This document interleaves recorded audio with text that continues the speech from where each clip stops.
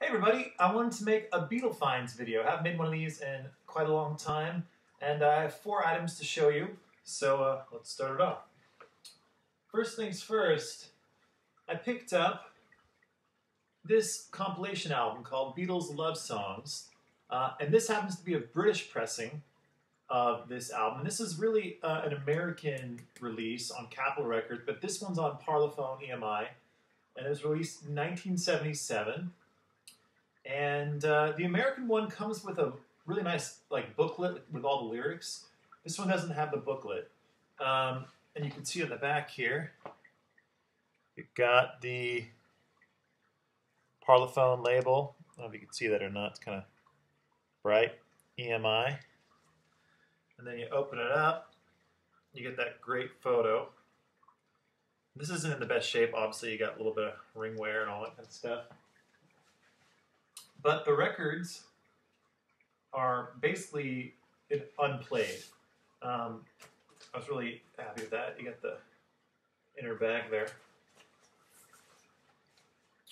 So it's this Parlophone label from the late 70s. And it doesn't sound all that fantastic if you're wondering what the pressing is like. It sounds comparable to the US edition of Love Songs. So it's really not, it's not an improvement at all. It's an improvement for me just because this is a cleaner copy than my US Love Songs. Actually, my US copy belonged to my dad and he handed it down to me. So it's a well-worn copy. This one is pretty much unplayed and I've only played it about once. It sounds good, but I'm not that big of a fan of the Beatles compilations. Every once in a while I'll throw on rock and roll music, but I very rarely put on love songs. But I was happy to add this to my collection just because it's a British pressing. So that's the Beatles Love Songs. And then I got this a while ago, but I haven't shown it. And actually I've done a couple of live videos and people have seen this in the background, they've asked about it, so I thought I'd show it now. It's just a picture sleeve, no record, but it's the Beatles.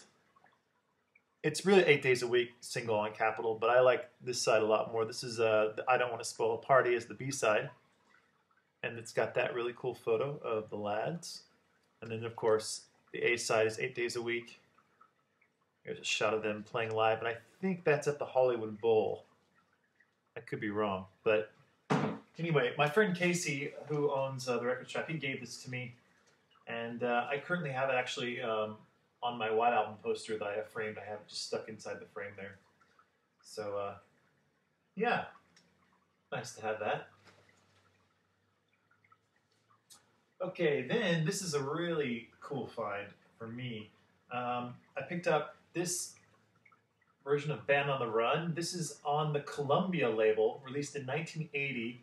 And this was when Paul signed with Columbia Records, right around the Back to the Egg time period. He got a huge deal, and part of the deal was that they were going to release his back catalog of his solo albums. So they pressed them on Columbia, and this sounds so good. This is an excellent version of Band on the Run. It's my new go-to as far as Band on the Run goes.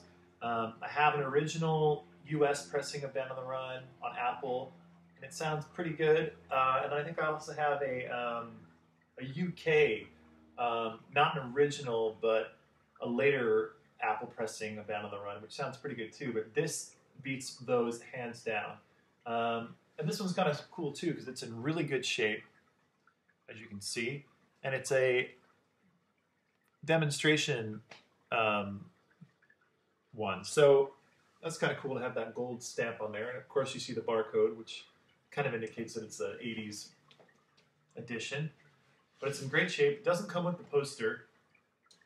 And I'm not sure if they did come with a poster on Columbia. I don't think it did, but it does have this inner sleeve with the lyrics.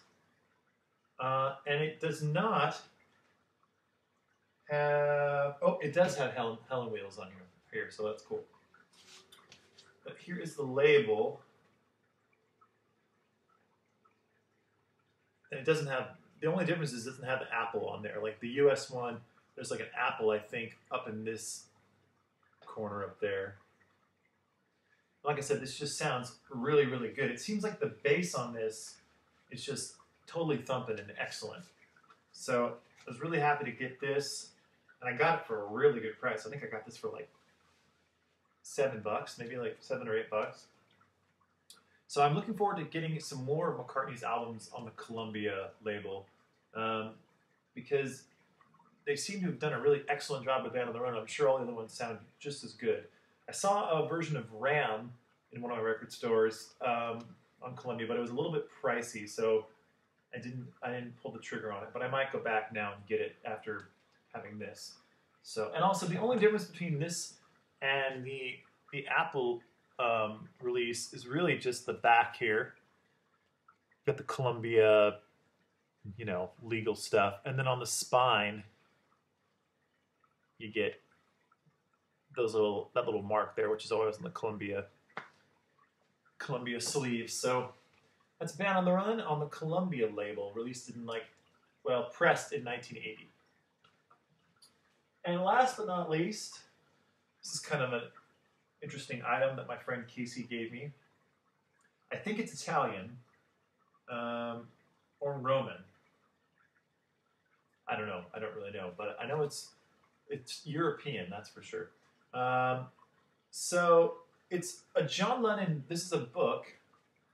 John Lennon, or Yoko Ono rather, had an art show with all of John's art in this is like 1990. Yeah, 1990. And let me get a little closer. You can see this. And I imagine they gave this out to anyone who attended the art show. You would get this, and it's kind of just a explanation of all of the art pieces. And then Yoko has a little intro here. This is the only bit in English right here. It's just Yoko's intro. And then, it's got kind of a cool photo of John. And then it starts to get into some of the artwork. A bunch of his lithographs. But it's got some cool stuff. I mean, stuff that we've all seen. But I guess in 1990, maybe you didn't get a chance to see all this stuff. It also, though, comes with a CD. And this CD has on it the Jocko and Yono story from the Beatles' Christmas album. I think that was in 68 or 69. They read that. And there's a recording of John reading his story, I Sat Be Lonely, from In His Own Right, from 64. Then it has a thing called Radio Peace, which is from their bed in Montreal.